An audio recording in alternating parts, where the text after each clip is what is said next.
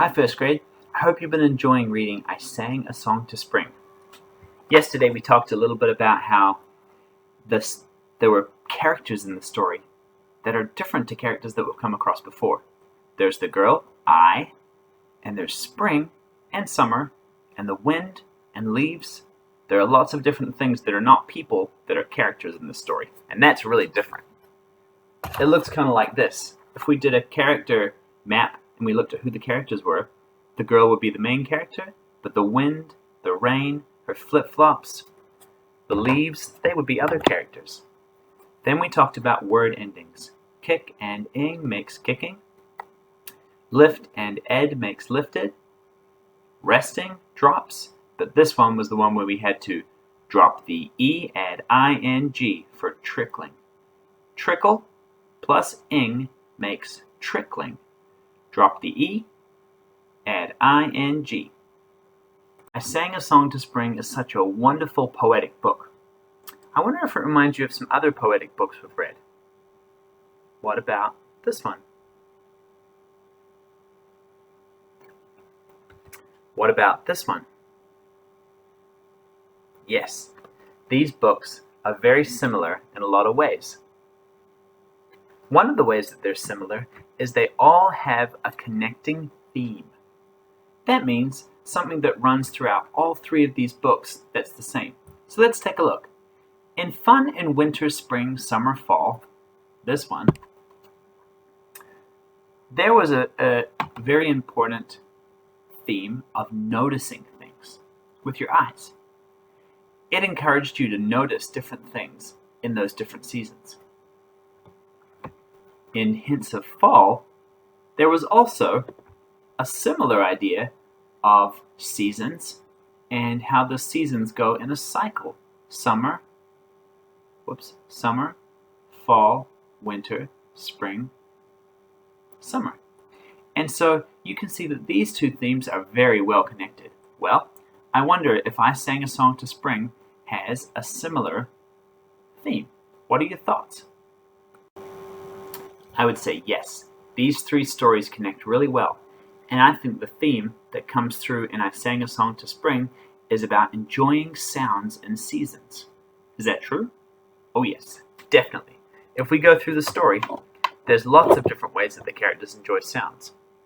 Speaking of sounds, we can see that throughout this poem there are a number of times that they repeat the same sound at the start of a word. Same sound at the start of a word. What sound is it? Yeah, you can see I've highlighted it in red. Let's read these sentences together and see if it adds anything to the poetic nature of the book. I sang a song to spring. I sang a song to spring. What does that do to your voice when you keep saying the s sound at the start? This is a poetic feature that people use in poems to make it have a rhythm and to make it have a wonderful sense of poetry. A winter song.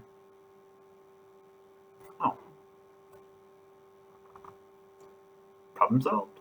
Winter sang a strong song. Here you see again.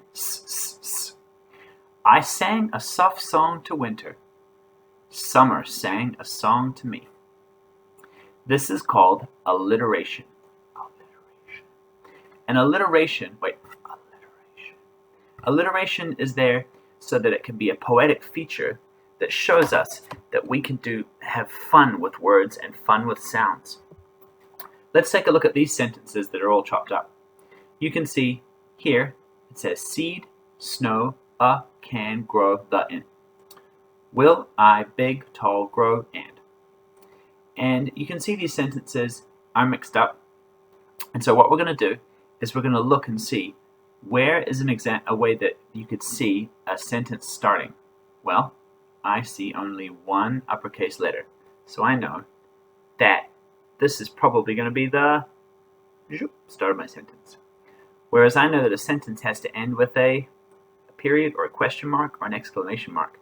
So this is probably going to be the last one. What about down here? How many uppercase letters do you see? Just one, right?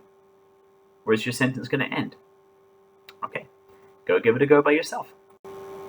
If you got these sentences, can a seed grow in the snow? Then you got it right. You recognize that sentences start with an uppercase letter, sentences end with a period, or in this case, a question mark. What does the question mark do to the whole sentence? It changes the sound of your voice. Listen to this. Can a seed grow in the snow? Did you hear my voice go, oh? And here, I will grow big and tall. The period determined how my sentence was going to sound when I said it. I will grow big and tall. Let's take a look at some of these words on this list. You may notice that these words have something connected with these words. This is the first list. This is the second. What do you notice? You may notice that there is only one letter difference between each of these words. And the person who wrote the story did that on purpose so that you would be able to practice the difference between l, it, and l, ist. So all of these words have blends. Nt, st, nt, st. And none of these words have blends. Let's try them together. Ready? Here we go. L, it, lit. You try. L, it, lit. Try this one. L, ist, list. With an ST blend, which might make it easier for you to sound out. L, ist, list. It, hit, and you try.